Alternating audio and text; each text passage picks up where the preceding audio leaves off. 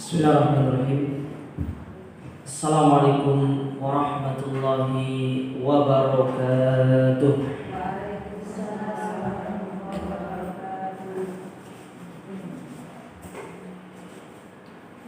Innal hamdalillah nahmaduhu wa nasta'inuhu wa nastaghfiruh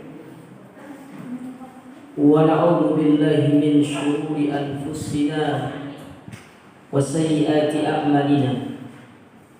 Man yahdihillahu fala mudilla lahu wa man yudlil fala hadiya lahu.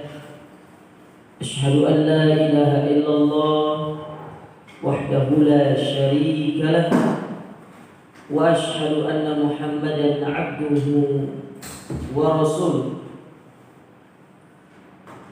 Ya ayyuhalladzina amanu taqullaha haqqa tuqatih wa la tamutunna illa wa antum muslimun. Ya ayyuhan nasu ittaqu rabbakum alladzi khalaqakum min nafsin wahidah wa khalaqa minha zawjaha wa batha minhuma rijalan katsiran wa nisaa'a wattaqullaha alladzi tasaaluna bihi wal arham innallaha kana 'alaykum raqiba. Amma ba'du fa inna ahsanal kalami kalamullah wa ahsanal huda hudan nabiy sallallahu alaihi wa ala alihi wa sallam wa syarrul umuri muhdatsatuha fa inna kulla muhdatsatin bid'ah wa kulla bid'atin dhalalah wa kulla dhalalatin finnar. Ma'asyiral muslimat, para hadirat, para jamaah yang semoga senantiasa dirahmati dan dimuliakan oleh Allah Subhanahu wa taala.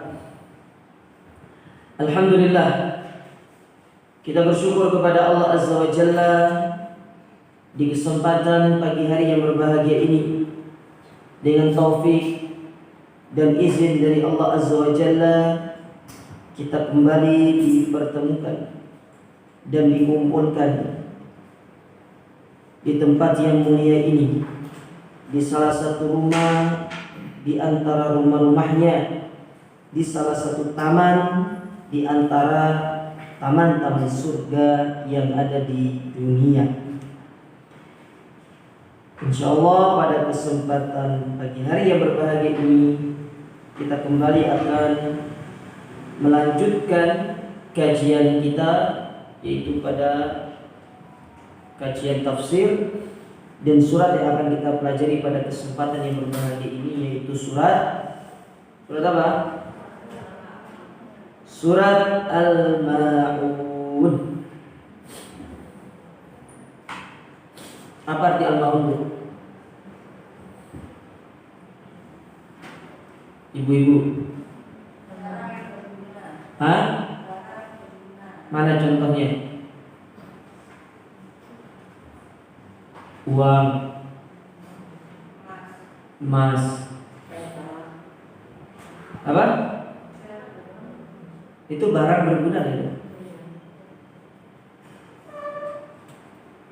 Baik. Al-Ma'un.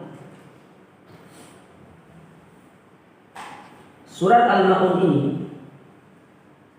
para ulama khilaf terkait status surat ini. Ada yang mengatakan surat Al-Ma'un ini adalah surat Madaniyah. Kenapa disebutkan surat Madaniyah? Karena surat ini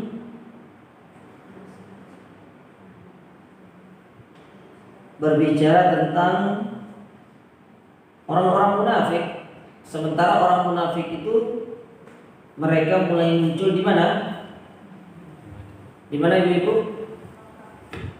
Hah?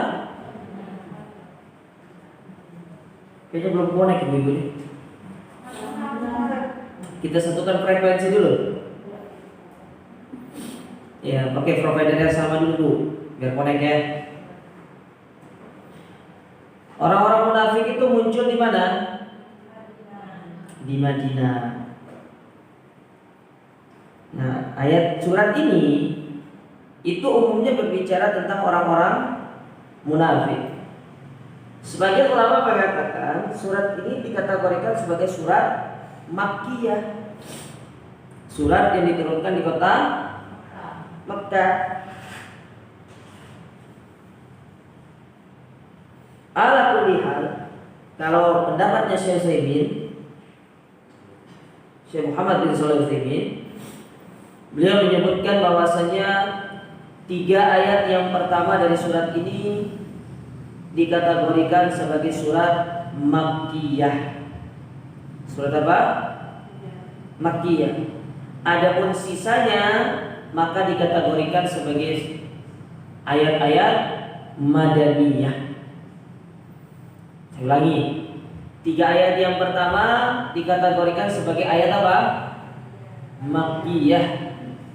Sedangkan sisanya dikategorikan sebagai ayat Madaniyah. Surat ini Allah turunkan setelah Allah menurunkan surat At-Takatsur. Surat apa, Bu? At-Takatsur. Nah, itu insyaallah nanti akan kita pelajari pada pertemuan kapan ini?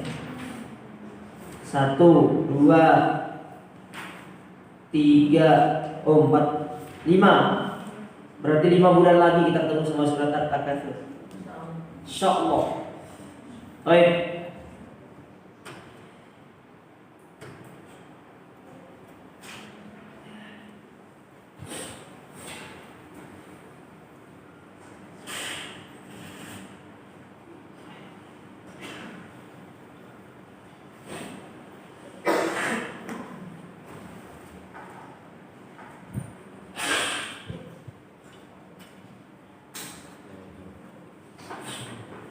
Baik.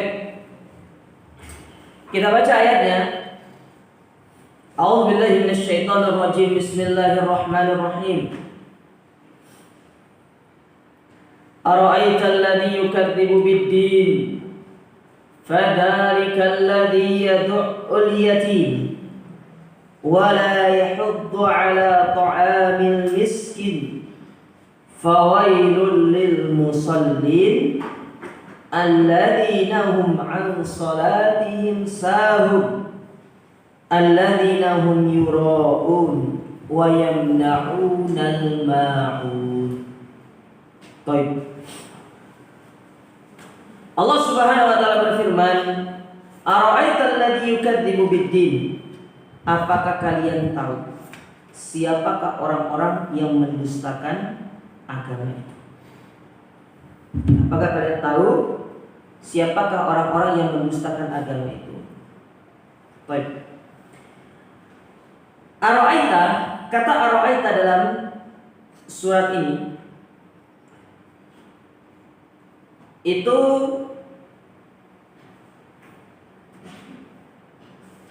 apakah tujuannya ditujukan hanya kepada Nabi SAW, yang mana Al-Quran ini diturunkan kepada beliau? Maksudnya ara'aita, wahai Muhammad, apakah engkau tahu? Ya.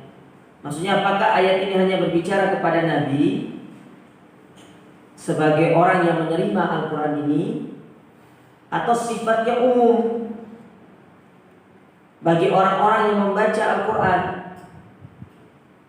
Maka jawabannya adalah amun likulli man yatawajjahu ilaihil khitab. Maka sifat ayat ini ara'aital ladzi yukadzibu bid-din itu sifatnya umum bagi mereka-mereka yang membaca ayat ini. Jadi ketika kita membaca ayat ini, masuk pula ke dalamnya kabar itu kepada kita.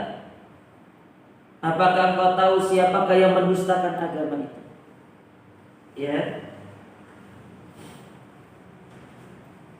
Nah, kata-kata ad-din di sini, kata-kata ad-din, ara'aital ladzi yukadzibu bid-din, itu bisa artinya sinonimnya adalah al-jaza, balasan.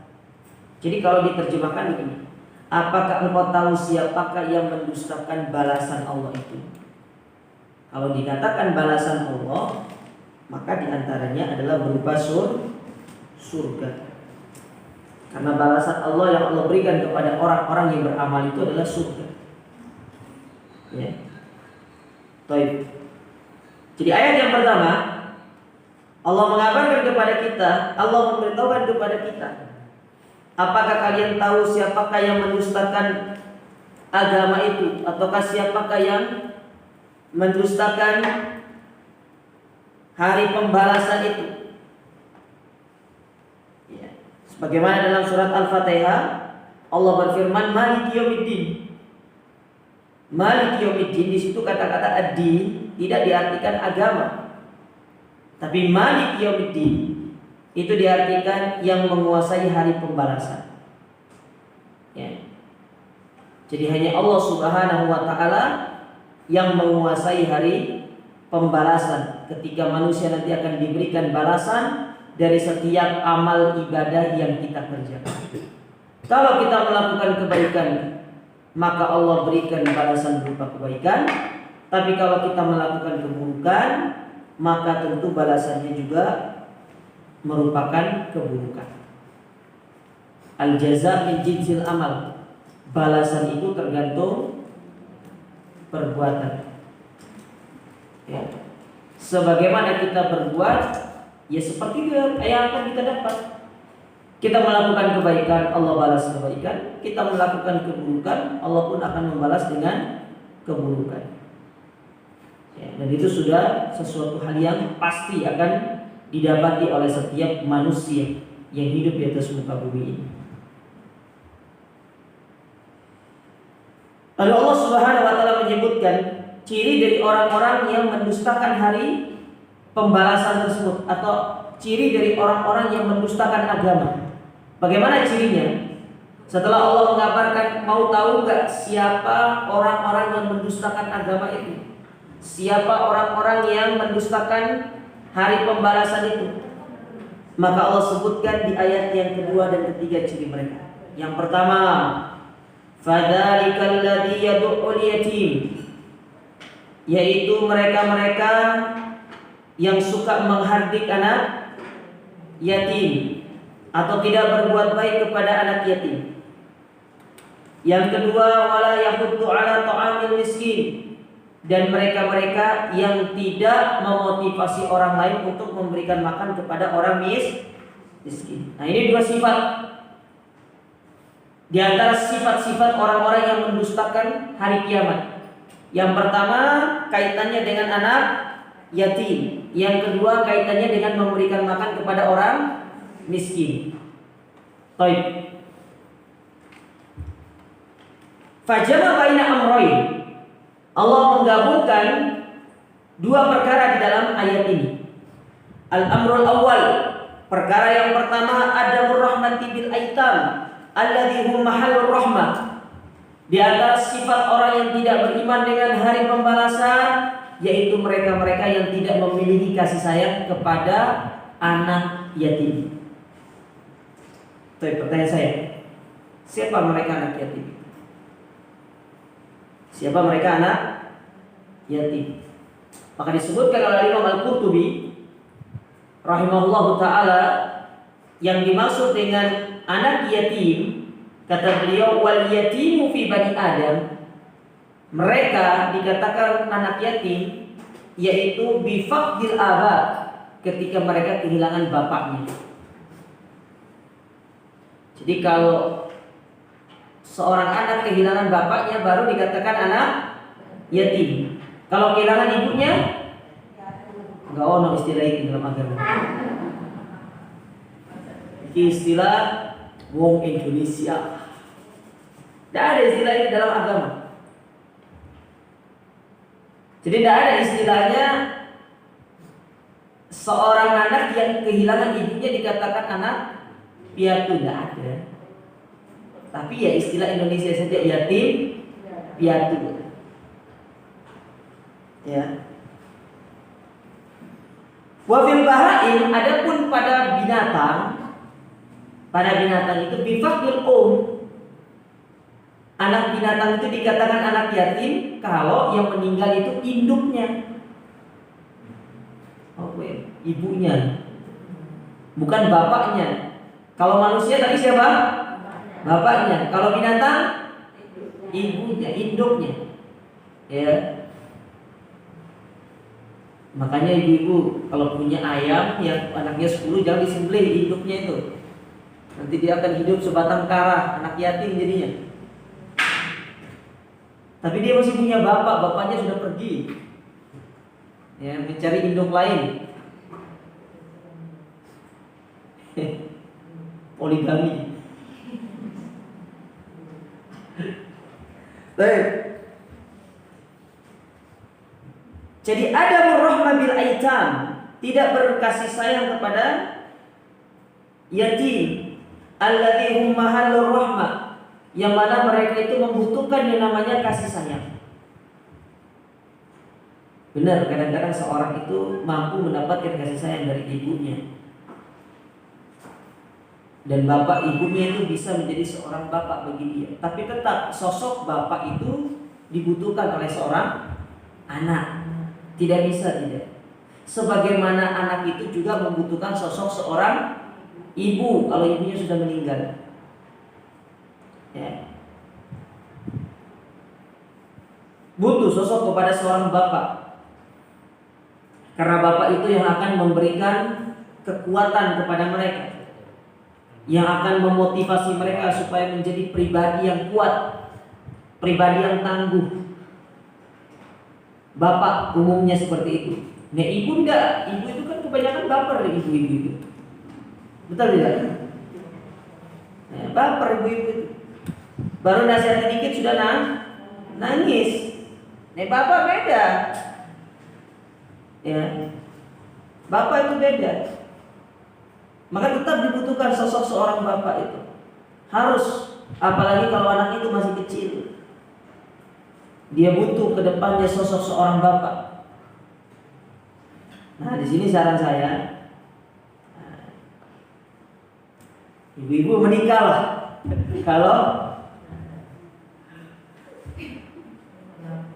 Kalau ya misalkan yang sudah meninggal suaminya, ya, apalagi kalau usianya masih muda, apa untuk menikah? Cari laki-laki yang baik, bebek, bibit, bobot. Bukan aplikasi bibit ya.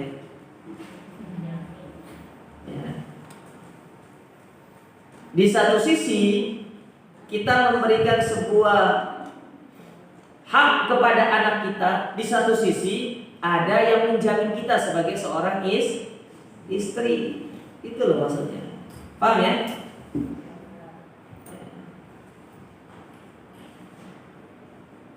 Ini penting. Li'anna al-aitam humul ladzi mata abuhum aba'uhum qabla an yablughu. Karena anak yatim, mereka itu adalah orang-orang yang ditinggal oleh bapaknya, meninggal sebelum dia mencapai usia balik. Karena tatkala sudah mencapai usia balik, sudah bukan anak yatim lagi nanti namanya. Dan ini pendapat para ulama sih terjadi khilaf ya. Ada yang mengatakan kapan anak yatim itu statusnya sudah tidak bukan anak yatim lagi, ketika dia sudah mampu untuk mencari nafkah sendiri. Ya.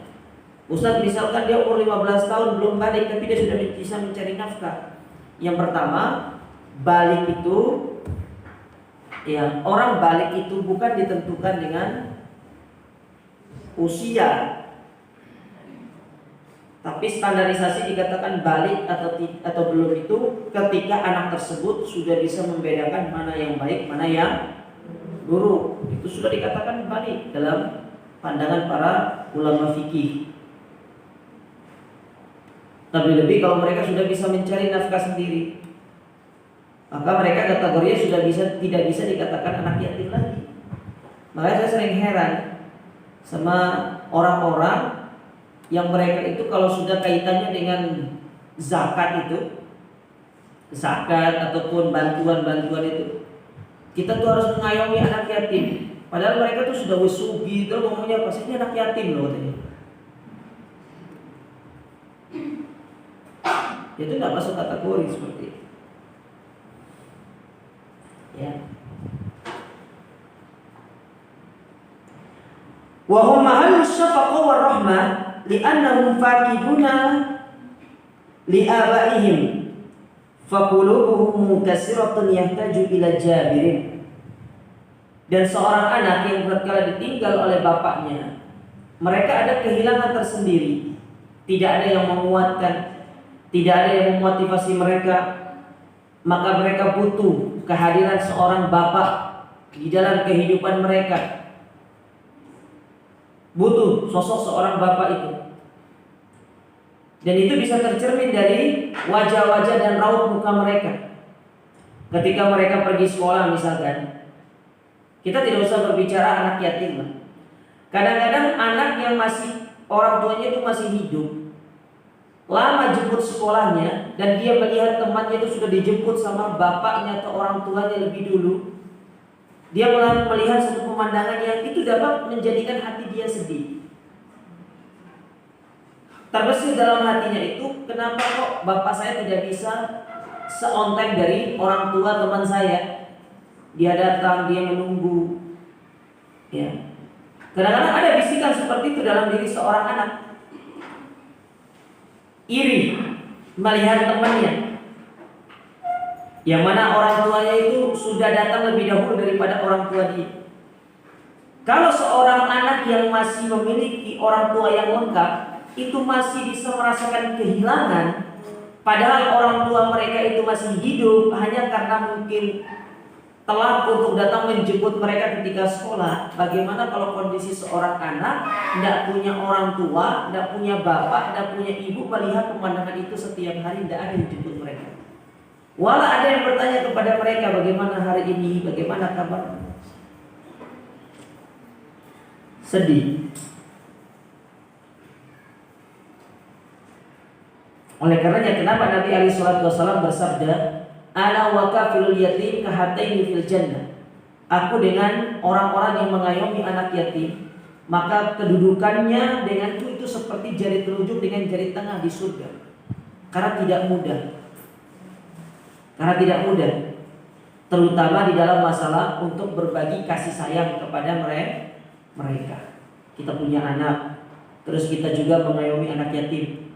Di antara bentuk mengayomi mereka itu kita memberikan perhatian kepada mereka. Dan itu yang kadang-kadang anak kita tuh protes. Ini sebenarnya anaknya ibu itu siapa sih? Saya atau dia? Kadang-kadang kan seperti itu biasanya.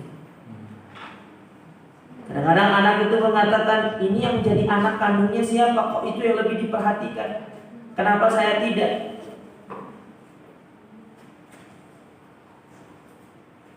Ada beban mental di dalam kita mengurusi anak yatim. Makanya Nabi ketika menyebutkan tentang pahala bagi orang yang mengayomi anak yatim, itu bukan pahalanya seperti ini, tapi pahalanya langsung diberikan surga dan kedudukan yang sangat dekat dengan Nabi di dalam surga tersebut.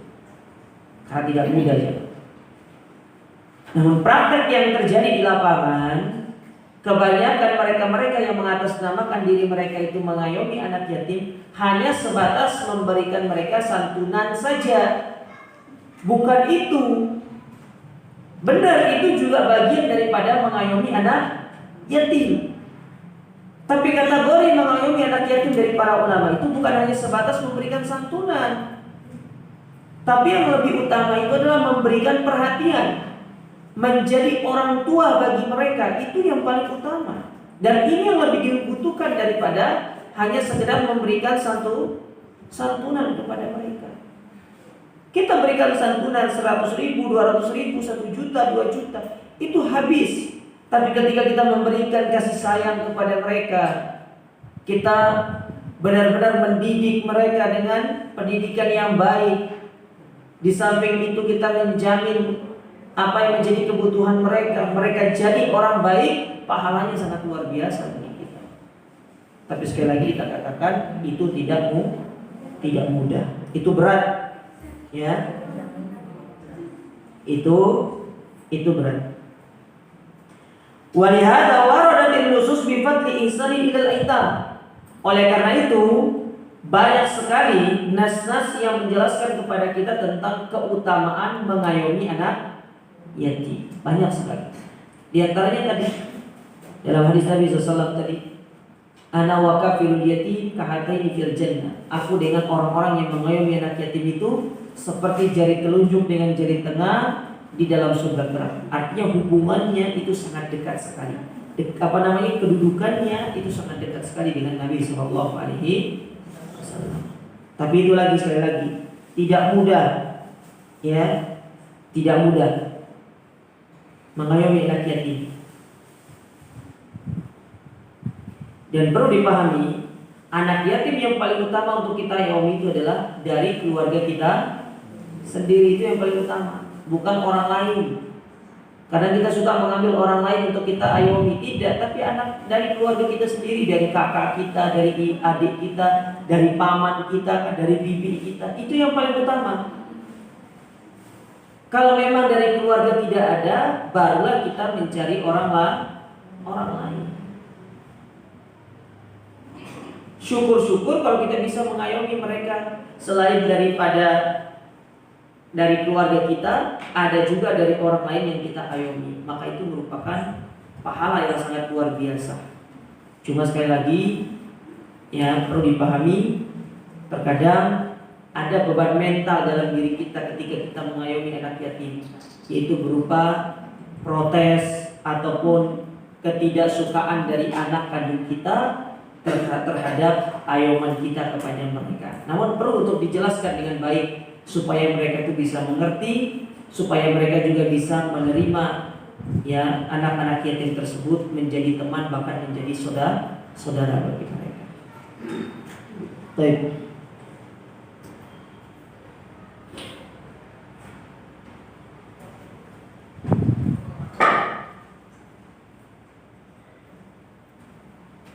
Kemudian perkara yang kedua,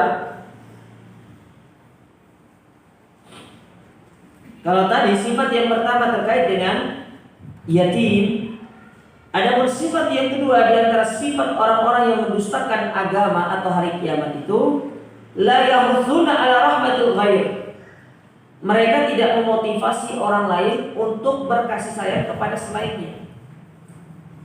Mana bentuk berkasih sayang kepada selain kita? Yaitu dengan cara kita memberikan makan kepada orang miskin. Itu bentuk kita berkasih sayang kepada orang lain. Itu bentuk berkasih sayang kepada sesama. Nabi SAW pernah bersabda, "Matsalul mu'min fi tawadhu'ihim wa tarahumihim wa ta'atufihim kamatsali jasadil wahid." Perumpamaan seorang mukmin dalam masalah kecintaan, kelembutan, kasih sayang, itu ibaratkan satu tubuh. Idza shtaka admun, apabila salah satu anggota tubuh kita merasakan sakit, sa'iru jasadi kullah, maka dia akan menjadikan seluruh tubuh yang lainnya akan merasakan sakit. Sakitnya di gigi, sakit gigi ini, tapi seluruh badannya pegel. Bahkan orang lain kena imbasnya dari sakit giginya. Anaknya ribut dimarahi. Iki hari ini ribut tok, nggak tahu orang sakit gigi. Ya karena ibu nggak kasih tahu, makanya dia nggak tahu ibu sakit gigi itu. Jadi harus diumumkan, saya lagi sakit gigi, jangan ribut gitu. Ketahuan giginya nggak pernah dibersihkan mungkin.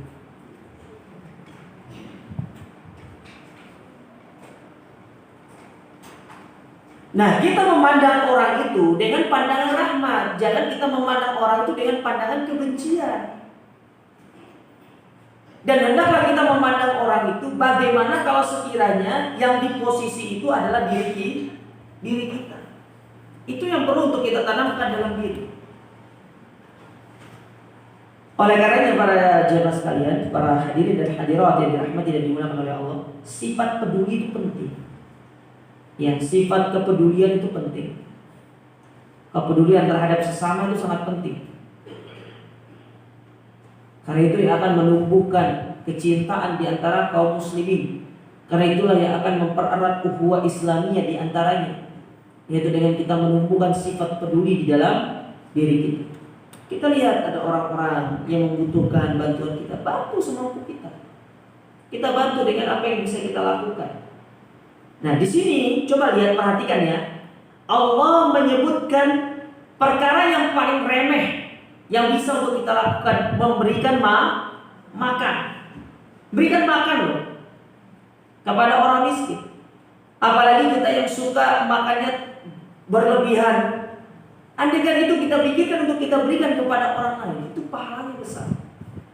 Kalau memberikan makan kepada fakir miskin saja, itu misalkan memberikan satu bungkus, itu sudah dikatakan kita berlemah lembut, kita berkasih sayang kepada sesama. Bagaimana kalau kita memberikan lebih daripada itu? Apalagi misalkan ya sudah, kamu setiap bulan saya jamin beras, pokoknya sembakomu saya jamin. Ya, yang penting kamu ini, misalkan nih, ibu bilang sama dia, yang penting kamu ini bekerja dengan baik atau beribadah dengan baik, segala macam, sudah saya jamin untuk saat ini. Sampai kamu menemukan pekerjaan yang lebih layak. Misalkan seperti itu. Oh, ini pahalanya besar ya. Banyak orang yang mampu melakukannya, tapi Allah tidak memberikan hidayah ke dalam hatinya untuk melakukannya. Secara kemampuan mampu, tapi untuk melakukannya dia tidak diberikan hidayah oleh Allah Subhanahu wa Ta'ala. Salah satu sebabnya hilangnya sifat rahmat dalam diri kita terhadap sesama. Peduli itu penting ya. Lagi sekarang ini lagi ada musibah yang menimpa saudara-saudara kita kaum muslimin di Gunung Semeru sana. Ya, tunjukkan kepedulian kita kepada mereka. Mungkin tidak banyak yang bisa kita berikan kepada mereka, tapi yang sedikit itu, ketika kita niatkan benar-benar untuk membantu saudara kita ikhlas karena Allah, untuk meringankan beban mereka, itu pahalanya jauh lebih besar di sisi Allah Subhanahu wa Ta'ala. Kata para ulama, rubba amalin sagirin tukabbiruhun niyah, wa rubba amalin kabirin tusaggiruhun niyah. Betapa banyak amalan yang besar dia menjadi kecil karena disebabkan niatnya. Dan bisa jadi amalan itu kecil menjadi besar, itu disebabkan karena niatnya. Makanya niat itu penting untuk diperhatikan ketika kita melakukan amal perbuatan, amal ibadah. Termasuk diantaranya itu ketika kita membantu sesama. Ya. Fal miskin al fakir. Adapun orang miskin yang fakir, al muhtaj ila ta'am, la yahudu ala rajul ala it'amihi. Ya, mereka itu butuh kepada makanan. Ya. Mereka adalah orang-orang yang butuh kepada makanan. Maka hendaklah kita memotivasi orang lain untuk memberikan makanan itu kepada mereka. Li'anna qalbahu hajarun qasim, faqulubuhum kal hijarati aw ashaddu qaswa, idzan laisa fi rahmah la lil aitam. Karena tatkala ada orang yang tidak memiliki belas kasihan, tidak memiliki sifat peduli kepada orang lain, apalagi melihat saudaranya yang berada dalam kekurangan, tidak dibantu, tidak diberikan ini segala macam, intinya tidak kita memberikan bantuan kepada dia, itu bisa jadi sebagai tanda-tanda hati kita itu termasuk hati yang keras. Bisa jadi itu merupakan salah satu indikator hati kita ini hati yang menjurus kepada hati yang sakit. Ya, hati yang sakit.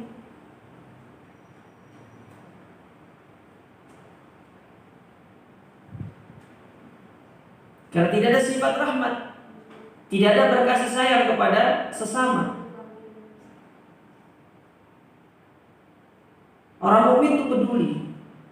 Lihat bagaimana orang-orang Ansar ketika para muhajirin datang ke kota Madinah. Mereka tidak membawa apa-apa, mereka tidak memiliki apa-apa. Apa yang mereka lakukan? Ya, yang mereka lakukan adalah disiapkan bagi mereka. Ini loh, saya punya tanah, silakan kamu garap. Saya punya istri, yang mana yang kamu mau? Nanti saya ceraikan dulu masa idahnya. Saya belum selesai. Kenapa ibu akhir? Ini contoh sesama berbuat baik sesama mukmin gitu loh. Peduli. Ini ibu negatif aja nih pemikirannya nih. Saya itu loh sudah Subhanallah. Saya ulangi. Lihat bagaimana kaum Ansor. Mereka menolong orang muhajirin. Mereka tidak punya apa-apa. Orang muhajirin dibantu, diberikan harta, diberikan kepada mereka, tempat tinggal diberikan kepada mereka. Ya. Kita syukur-syukur bisa melakukan itu kalau kita punya rumah lebih. Nah ini, ya. Makanya Allah sebutkan yang paling kecil, yaitu memberikan makan, supaya kita ini belajar untuk menumbuhkan sifat peduli dalam diri kita, ya, sifat peduli. Dan di antara manfaat, kenapa kita diperintahkan untuk termotivasi memberikan makan kepada orang miskin, orang fakir dan miskin, dalam rangka untuk menghilangkan sifat bakhil, ya, sifat tamak dalam diri kita. Karena sebagaimana Nabi pernah mengatakan, wala yastami'u syuh wal iman fi qalbil abdil mu'min abada. Tidak akan pernah berkumpul sifat tamak, sifat rakus dan iman di dalam hati seorang mukmin. Artinya apa? Orang mukmin itu tidak terkenal tamak, tidak terkenal rakus. Kalau dia tamak dan rakus, maka dia bukan orang mukmin yang sejati. Itu maksudnya. Paham ya? Orang mukmin itu bukan orang yang tamak terhadap dunia, bukan orang yang tamak terhadap harta. Dia berbagi kepada orang karena dia tahu di balik hartanya itu ada bagian orang lain yang harus dia keluarkan. Entah itu dia mengeluarkannya nanti dalam bentuk zakat fitr ataupun zakatul mal, tapi yang paling utama itu kita mengeluarkannya dalam bentuk kita membantu pada sehari-hari, terutama mereka-mereka yang sangat membutuhkan bantuan kita. Dan tidak usah khawatir, bantuan yang kita berikan kepada mereka itu akan dibalas berkali-kali lipat oleh Allah Subhanahu wa ta'ala.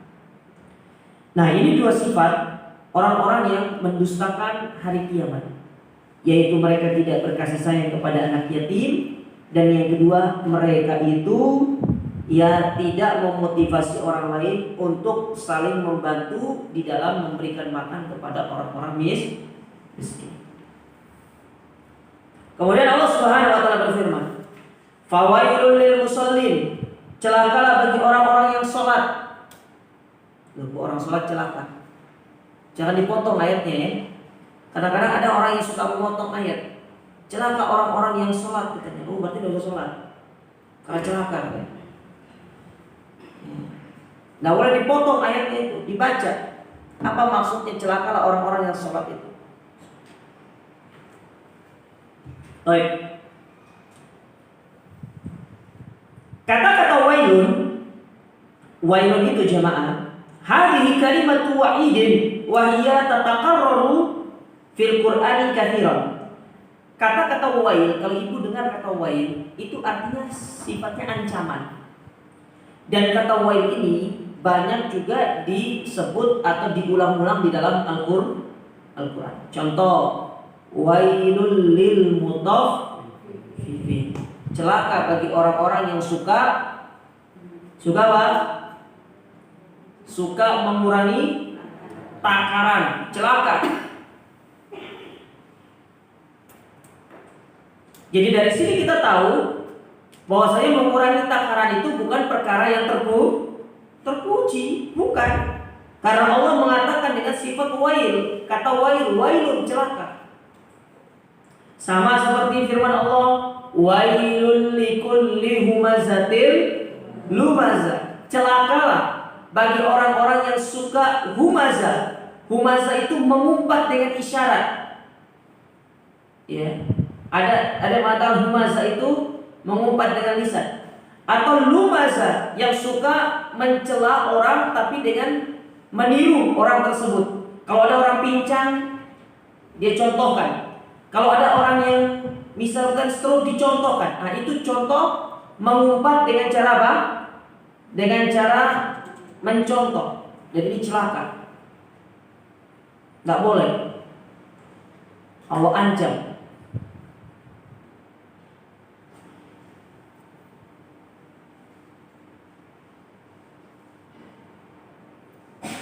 Makanya kata-kata wail itu banyak diulangi di dalam Al-Quran. Ya, yang mana itu sifatnya adalah sebagai bentuk ancaman.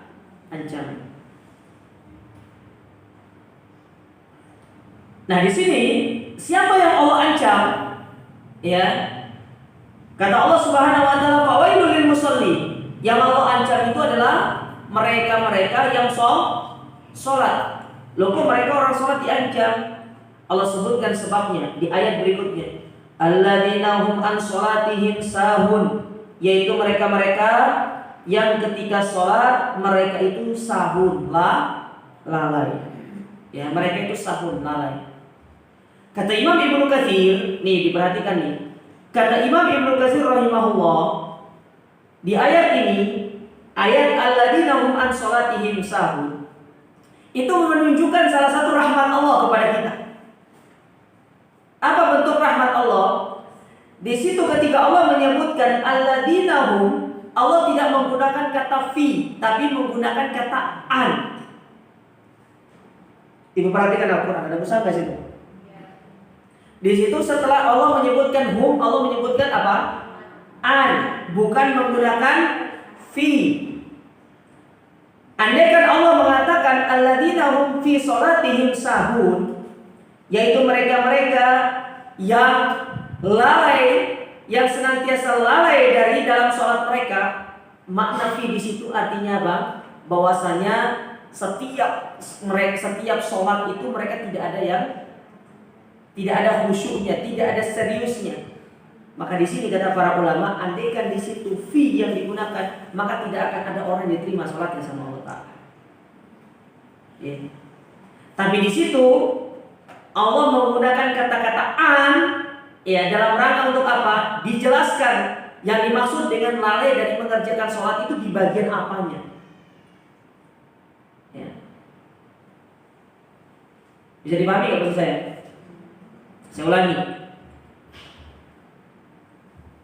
Di situ, ya, andaikan Allah menggunakan fi, yaitu mereka yang lalai pada setiap mengerjakan sholat, maka tidak ada orang yang selamat dari kelalaian ketika mereka mengerjakan sholat.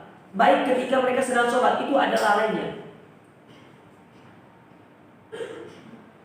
Karena tuntutan dari huruf fi itu bahwa kita diperintahkan untuk mengerjakan sholat secara sempurna, tidak boleh ada lalainya.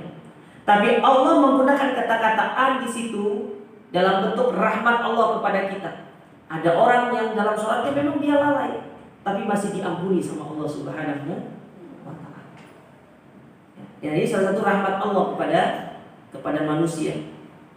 Ya, karena tidak ada orang yang mengerjakan sholat itu tidak lalai. Baru takbir saja sudah mikirkan lontong sayur. Ya. Baru takbir saja sudah mikirkan tentang dagangannya. Kalau andaikan Allah menggunakan fi di situ, kita baru takbir langsung lalai, itu tidak diterima sholat kita. Tapi Allah menggunakan kata an, masih dimaafkan. Ya. Baik. Lalu apa yang dimaksud dengan mereka yang lalai dalam mengerjakan sholat mereka? Yang pertama, kata Syekh di sini ghafilunaha, mereka lalai dari waktunya. Ya. Atau lalai dalam bentuk kita tidak tahu yang kita baca apa. Apalagi pas sholat berjamaah, imamnya baca surat apa tidak ngerti dia. Assalamualaikum, assalamualaikum, baca surat apa imamnya? Belum, nggak ngerti. Padahal ini sholatnya sholat jahar gitu. Ya. Saya punya ustadz dulu di pondok itu, mungkin dilihat teman saya ini sholatnya itu kayak nggak fokus gitu. Padahal ini sholat sir. Kalau nggak salah waktu itu sholat duhur gitu itu, nggak fokus. Ya. Assalamualaikum, assalamualaikum. Ya. Kemudian guru ustadz saya itu maju ke depan, dekati orang ini, ditanya, tadi pas waktu sholat rakaat pertama imam baca apa? Baca surat apa ya? Saya lupa. Padahal itu sholatnya sholat sir gitu. Terus ustadznya bilang baca surat apa? Saya lupa Ustaz, tadi Ustaznya imamnya baca surat apa? Nah bagaimana kita tahu imamnya baca surat apa? Kan kita sholatnya sholat sir katanya.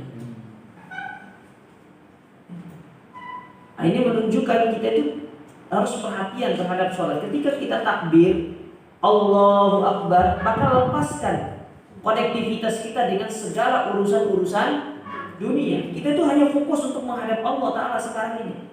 Bacaan yang boleh kita baca, hati kita yang boleh kita baca hanya bacaan sholat. Hati kita hanya boleh mengingat kematian dan mengingat Allah. hanya boleh mengingat kematian dan mengingat Allah di dalam sholat itu. Tidak boleh mengingat yang lainnya. Mau ingat orang tua, mau ingat pasangan, mau ingat anak-anak, lepaskan itu dulu dari hati kita. Tidak boleh ada dalam hati kita ketika kita melaksanakan sholat. Putuskan konektivitas dengan dunia ketika kita melakukan sholat. Karena sejatinya kita sedang menghadap Allah. Kita saja kalau menghadap pimpinan, kita tidak berani untuk melakukan gerakan-gerakan yang aneh-aneh di depan pimpinan kita. Kita akan menjaga sikap kita akan menjaga adab kita akan menjaga etika kita. Karena kalau kita gerak sedikit, takutnya nanti pimpinan kita akan kecewa. Nah, kalau sesama manusia saja kita bisa seperti itu, bagaimana dengan Allah? Ini baru takbir saja Allahu Akbar itu sudah gerakannya hampir 10 itu. Andaikan kita menggunakan mazhab Syafi'i, maka mazhab Syafi'i itu hanya membatasi gerakan sholat itu di luar gerakan-gerakan yang disyariatkan itu hanya maksimal 3 kali. Tidak boleh lebih. Jadi kalau mau garuk itu dihitung bu, 1, 2, 3. Kalau sudah lebih 3 kali tidak boleh garuk lagi. Ya. Kalau ada gerakan lain setelah menggaruk 3 kali itu, maka sholatnya batal. Itu kalau dalam mazhab Syafi'i. Ya, dalam mazhab Syafi'i.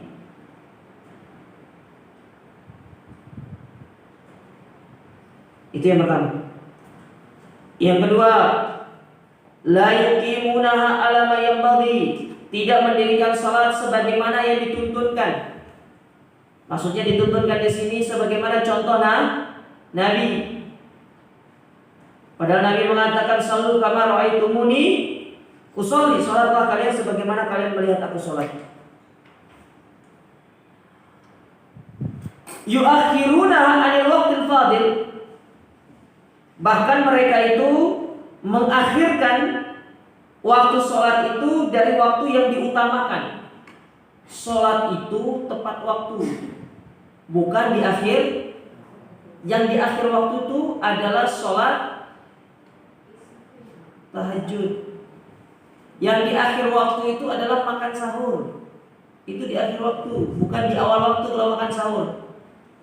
Sholat itu harus tepat waktu, harus di waktu yang afdol. Nah, waktu yang afdol itu adalah di awal. Adapun toleransi waktu itu dikatakan masih di dalam waktu tahap di awal waktu, yaitu maksimal sampai mungkin sekitar 30 menit setelah seorang itu adzan di masjid, ataupun mungkin setelah sholat yang satunya di masjid itu selesai. 30 menit batas maksimalnya. Selebih daripada itu, kalau tidak ada udzur syar'i, maka kita sudah dikategorikan termasuk orang-orang yang lalai dalam mendirikan, apalagi hanya karena sekedar ada pekerjaan-pekerjaan duniawi. Ya. Dengar adzan, ibu lagi masak, ya sudah selesaikan masaknya dulu, tutup masakannya, tutup dapurnya segala macam, pergi bersih-bersih, sholat. Setelah itu kalau mau lanjut masak silakan, tidak ada masalah. Ya. Tidak ada masalah. Lagi kerja, dengar adzan, berhenti dulu. Ustaz, kita tidak boleh berhenti sholat kalau belum jam waktu istirahat. Ya sudah, tunggu waktu istirahat baru sholat. Nanti kalau sudah waktu istirahat, yang dilakukan itu dulu, sholat dulu baru makan. Jangan makan dulu baru sholat dulu baru makan. Kewajiban kita dulu yang kita tunaikan, baru setelah itu kita memenuhi kebutuhan kita. Makanya kita dapati bagaimana Allah akan memudahkan urusan kita. Sementara apa yang menjadi perintah-perintah Allah kita lalaikan, apa yang menjadi kewajiban kita tinggalkan, kita tidak perhatian. Ya balasannya apa? Allah pun akan mempersulit segala urusan kita. Kan demikian jadinya. Oleh karenanya, ya perhatikan masalah waktu ini. Ini bukan perkara yang sepele, ya, tapi ini perkara yang sangat penting. Sholat tepat waktu. La yuqimuna ruku'aha wala sujudaha wala qiyamaha wala qu'udaha. Atau bisa jadi dalam bentuk lalai, mereka dikategorikan sebagai orang yang lalai dalam mengerjakan sholat, rukunya tidak sempurna, sujudnya tidak sempurna, berdirinya tidak sempurna, duduknya tidak sempurna. Tidak ada tumanina. Sholatnya seperti dikejar setan. 23 rakaat 10 menit, top rekor muri. Harus dimasukkan museum rekor Indonesia kalau ini. Gimana bisa sholat 23 rakaat 10 menit? Tumanina itu rukun sholat. Kalau rukun ditinggalkan, sholatnya satu batal. Ibu-ibu, kalau rukun ditinggalkan, sholatnya satu batal. Nah, tumanina itu rukun sholat. Beda dengan wajib sholat. Wajib sholat itu kalau ditinggalkan bisa diganti dengan sujud sahwi. Kalau dia sengaja, dia berdosa dan harus mengganti dengan sujud sahwi. Tapi kalau dia tidak sengaja meninggalkan, dia tidak berdosa dan diganti dengan sujud sahwi. Nah, kalau rukun beda, tidak bisa ditinggalkan rukun ini. Nah, tumanina itu bagian daripada rukun sholat. Ditinggalkan rukunnya itu batal sholatnya. Jangankan meninggalkan seluruhnya, meninggalkan satu saja tumanina itu bisa menjadikan sholat kita batal, tidak diterima sama Allah Ta'ala. Ini perlu diperhatikan ibu-ibu, sholat ini. Karena sebagaimana Nabi SAW pernah menceritakan tentang kondisi seorang yang sholat selama 40 tahun, tidak diterima sholatnya. Kata Nabi SAW, inna rajula la yusalli arba'ina sana, dalam inna rajula la yusalli salatan sittina sana, sesungguhnya ada orang yang sholat selama 60 tahun. Falam tuqbal lahu sholat, ternyata tidak ada yang diterima sholatnya satupun oleh Allah Subhanahu wa Ta'ala. Satu pun tidak ada yang diterima sholatnya sama Allah. Apa sebabnya? Yutimmu ruku'ahu wa la yutimmu sujudahu. Ruku'nya sempurna tapi sujudnya tidak sempurna. Atau sebaliknya, yutimmu sujudahu wa la yutimmu ruku'ahu. Sujudnya sempurna tapi ruku'nya tidak sempurna. Tidak ada tumanina. Inilah yang menyebabkan sholat mereka jadi tidak diterima. Ya. Maka perhatikan masalah ini. Ya, bacaan-bacaan ketika kita sholat itu juga bagian daripada menjauhkan diri dari kelalaian. Maka sekali lagi saya katakan, putuskan diri, putuskan koneksi kita dengan perkara-perkara dunia ketika kita hendak melaksanakan ibadah sholat. Itu sifat yang pertama dari orang-orang yang celaka ketika melakukan sholat, lalai dalam mengerjakan sholat. Sifat yang kedua, alladzina hum yura'un, yaitu mereka-mereka yang riya ketika melakukan sholat. Seperti sifat siapa? Seperti sifatnya orang munafik. Orang munafik itu kalau sholat riya.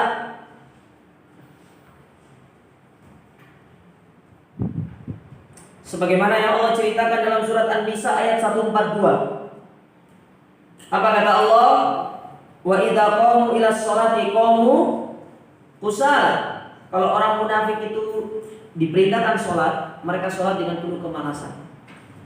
Ya, penuh kemalasan. Yura'unan nasa. Kalaupun mereka sholat, mereka pasti riya di hadapan manusia.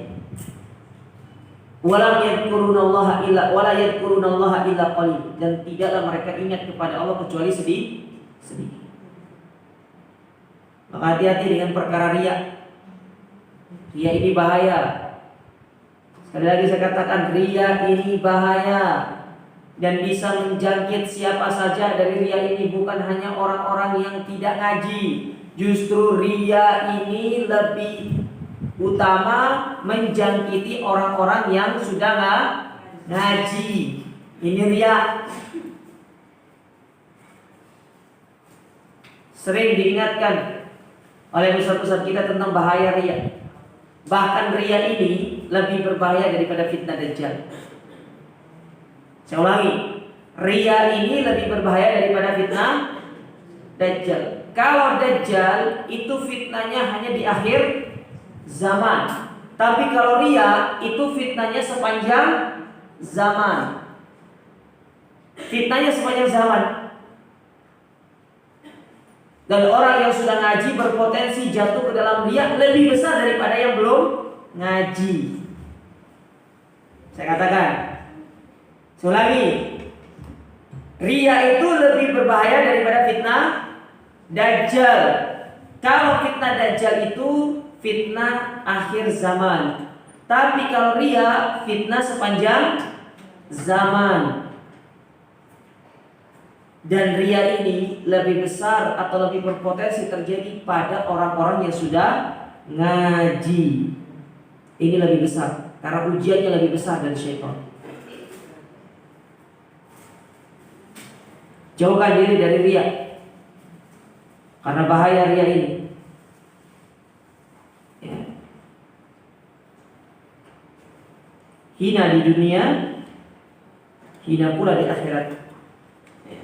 Jadi tidak ada baiknya orang-orang yang melakukan ria. Baik.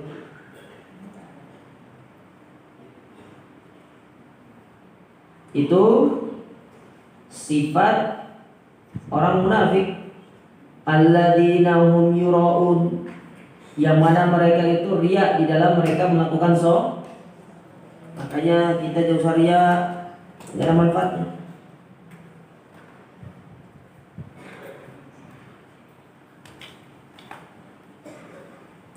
Kemudian yang terakhir,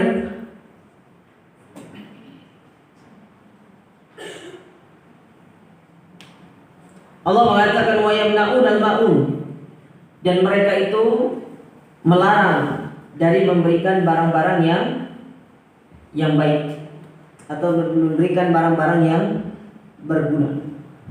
Apa maksudnya?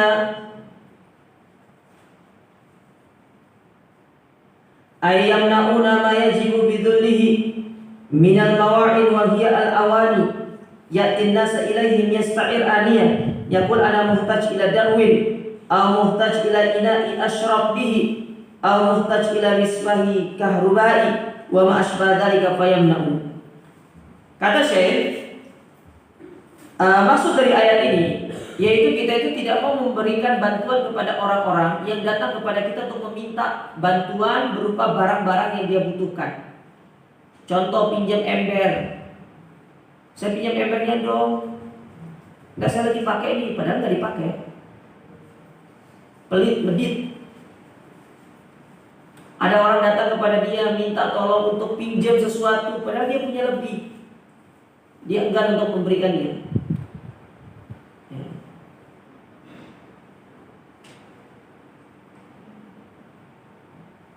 Kalau orang yang seperti ini saja sudah dikategorikan dia itu dikatakan orang pelit, bagaimana kalau dia perkara yang lebih besar?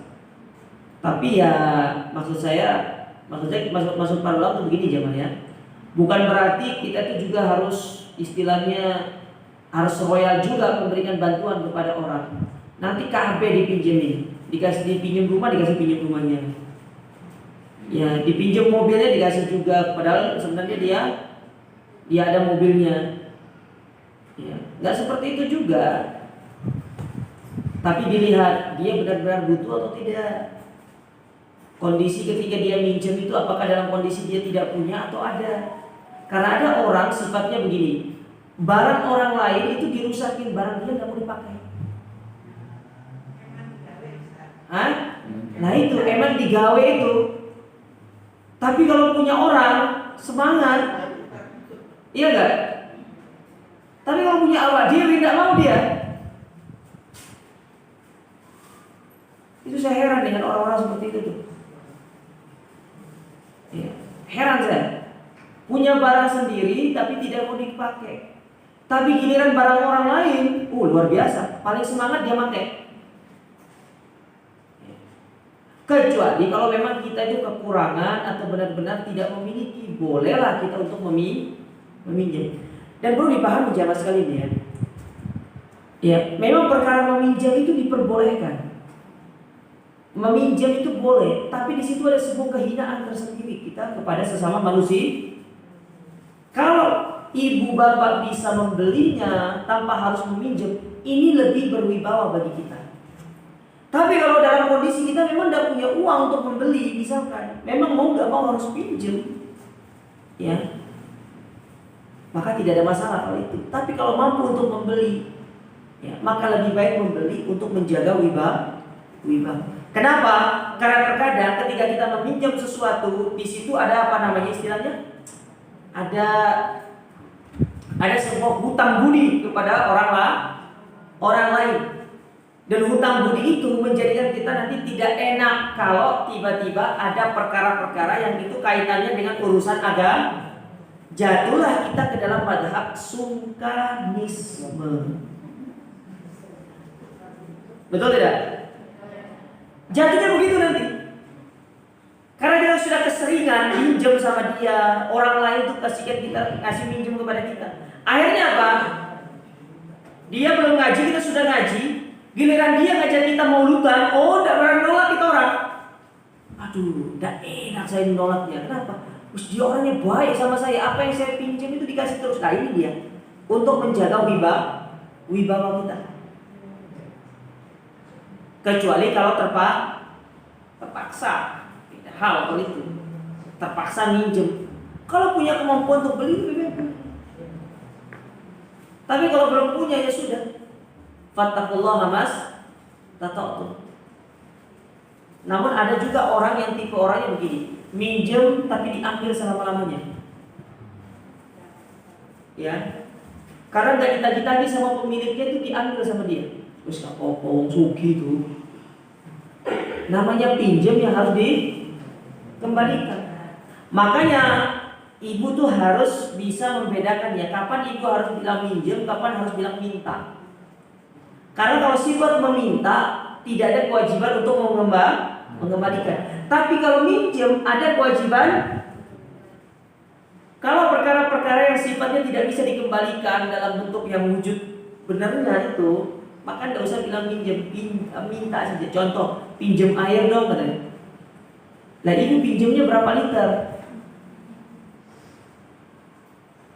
Nah maka ibu harus kembalikan berapa liter itu. Ustaz saya pinjam 1 liter, saya bisa balikan 2 liter, riba namanya itu. Ya. Tapi kalau misalkan ya barang-barang tertentu seperti ya tadi ember atau apa misalkan piring atau mungkin ya minjem sepeda motor mungkin ya harus dikembalikan barang itu segera setelah selesai untuk dipakai. Jangan ditaruh di rumahnya, apalagi dimiliki. Ya. Apalagi dilabeli sertifikat hak milik nanti. Ya, bukan punya kita. Dan alasannya bilang apa? Aduh mohon maaf barangnya saya nggak tahu taruhnya di mana. Lupa naruhnya. Padahal naruhnya sudah ada di tempatnya. Cuma alasannya lupa naruh. Ya, supaya barang itu bisa menjadi milik dia. Nah ini tidak benar seperti ini. Ya, nah ini contoh-contoh orang-orang yang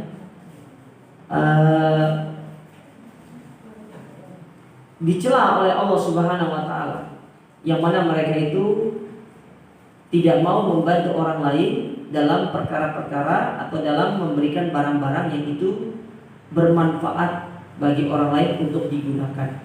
Padahal lewat situ dia bisa mendapatkan pahala.